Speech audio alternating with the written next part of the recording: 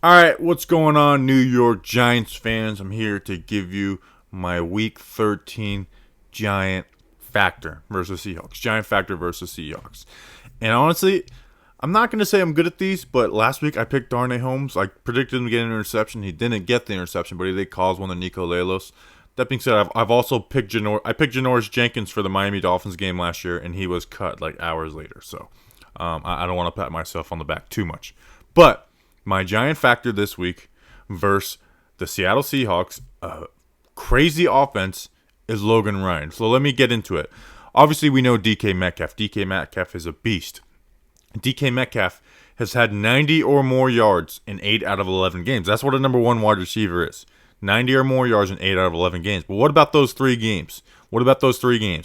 Well, 2 of those games were against Patrick Peterson, 1 against Jalen Ramsey. Against Jalen Ramsey, he had 2 catches for 28 yards. Versus Patrick Peterson, he had 2 catches for 23 yards, and then 3 catches for 46 yards and a touchdown. So, and Bradbury talked about how he takes following guys as a challenge. So I'm pretty confident that they're going to let James Bradbury follow DK Metcalf. Like, James Bradbury will be locked on DK Metcalf, which is a huge advantage to signing Bradbury and why he's been such a beast for us. It's like there's no number one wide receiver in the NFL where we fear. There's not a single one. So, like, even we're playing DeAndre Hopkins next week. Look at James Bradbury's numbers against Hopkins last year. He was good. So, James Bradbury, we are trusting him on Metcalf. Now, the issue against the Seahawks, besides other teams we've played with good number one wide receivers, is they have other stuff. And namely, Tyler Lockett. Tyler Lockett on the season has 70 catches, 771 yards, 8 touchdowns. That's 6.3 catches a game, 70 yards per game. But in those 3 games we mentioned where Metcalf didn't have the big games, he had 29 catches, 333 yards, and 4 touchdowns. That's 10 catches over 100 yards per game. Now, granted, one of those was the first game against the Cardinals where he had 15 catches, 200 yards, and 3 touchdowns. So obviously that evens it out a little bit. But nonetheless, still really good. So where does Logan Ryan come to this? Well, Logan Ryan has been the guy that Patrick Graham has put the most trust in to play his game. Like, obviously James Bradbury out there on an island, so I guess you could say that. But Logan Ryan is a do-it-all type of hybrid safety, and that is what Patrick Graham likes. You could put Logan Ryan down at corner. You could put him at deep safety, cover 2 safety. You could put him down at linebacker. He's a do-it-all type of player, and Patrick Graham has let him play accordingly. If you guys watch any of the film breakdowns, you guys see who is the guy that has the biggest role when they do these replacement zones where they have the corners playing deep and the safeties playing down, or the linebacker blitzing and Logan Ryan taking a linebacker role. It's Logan Ryan. So facing this potent Seahawks offense against Russell Wilson, who, he throws the ball 15 plus yards one out of every 4 passes. Shout out Justin Pennick for giving me that stat, which is, that's a big time number. I mean, think about the way the Giants offense works. And that. So Logan Ryan is going to be trusted a lot, and I think Patrick Graham is going to try and rely on turnovers against this Seahawks team. I know it's not a great stat, but the Seahawks have 10 turnovers in their 3 games they lost, and then 4 in the 8 they've won. So obviously turnovers bad for an offense. Not turning over are good.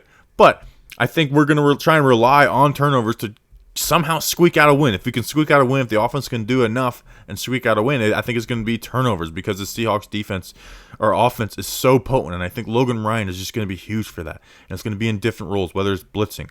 I mean, Logan Ryan had 8.5 sacks over the past 2 years. 1 this year because he's playing more of a safety role than nickel corner.